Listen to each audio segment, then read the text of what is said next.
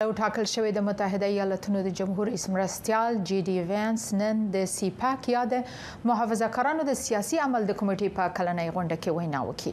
دا غونډه د میریلند ایالت د نېشنل هاربر په سیمه کې د ګیلورډ په مجلل هوټل کې پیل شوې او د غونډې ته د متحده ایالاتونو د ګڼو سیمو څخه په سلګونه کسان ورغلي دي. د خبر نو جزئیات د خپل همکار سمیع الله جلازي صاحب نه اخلم چې د دې غونډې خبري پوښتل ته ورغلي او له هماغه ځایه موږ سره دی. جلازي صاحب بیا هم ستړي مشئ، سیپاک څه ډول یوه غونډه ده او اصلي هدف یې څه دی؟ ښایسته جانې، سلام تاسې او ټولو قدرمنو لیدونکو ته. د سیپاک غونډه د محافظه کارانو د سیاسي عمل د کمیټې غونډه ده چې هر کال یو ځل جوړیږي.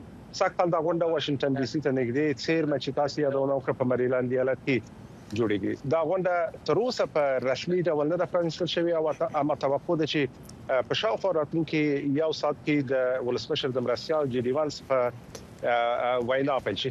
د سیپاک په غونډه کې چې هر کال جوړیږي معمولا د امریکا او نړۍ څخه د محافظه کار مشران او سیاسي فعالین برخه اخلي. واضح ده چې زیاتره ګډونوال خپل په امریکا کې محافظه کاران دي، اما په دې غونډه کې د نړۍ څخه هم محافظه کار فعالین او مشران خصوصا سیاسي مشران ګډون کوي او ویناوي کوي.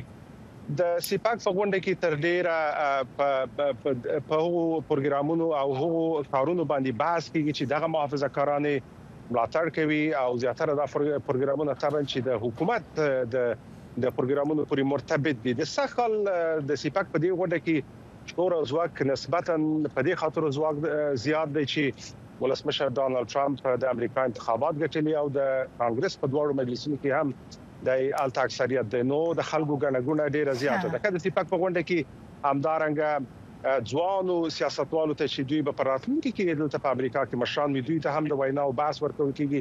بیلابېلې کمیټې جوړیږي او دا کمیټې په خپل کې په مختلفو موضوعاتو بحث کوي. ډېر ښه. جلازي صاحب، د ولسمشر مرستیال جی ډي وینس څه وخت وینا کوي، په څه بحث کوي او آیا ولسمشر ټرمپ هم وینا ولري د غونډه کې؟ ښایسته جانې، جی ډي وینس دقیقاً په دغه تالار کې چې موږ یو د مخاطب تاسو ونه دلته په 10 بجې ویل شوی دی چې د برازي او وینا به کوي او د په وینا سره به د سږکال د سیپاک غونډه هم پرانیستل کیږي. راپورونه وایي چې جی وینس به په داخلي او همدارنګه په بهرنۍ مسایلو باندې بحث وکړي. په داخلي مسایلو کې ویل شوی چې د مهاجرینو د غیر قانوني مهاجرینو د مخنیوي په مسله، همدارنګه د اصلاحاتو پر اوسط او د ترڅنګ په نور موضوعاتو چې په تیرو یو میاشت کې دلته د ولسمشر ټرمپ حکومت کړی دی په دې مسایلو به بحث کوي. په خارجي مسایلو کې هم ویل کېږي چې د اوکراین او روسیې په جګړه د منځني ختیځ په سوله باندې بحث کوي. په دې غونډه کې همدارنګه ویل کېږي چې ولسمشر ډانلډ ټرمپ هم ګډون کوي. تر اوسه د ګډون دقیق وخت نه دی معلوم، اما دا غونډه درې ورځنۍ ده. د شنبه په ورځ ویل کېږي چې دای به د غونډې په وروستۍ ورځ وینا کوي. د ډانلډ ټرمپ ترڅنګ نور امریکایي چارواکي د کابینې غړي، وزیران، د کانګرس غړي هم وینا لري. بله، ډیره زیاته مننه له تاسو نه جلازي صاحب. کور ودان بیا به هم تاسو د رپورټونو په تمه اوسو. خوشاله اوسئ.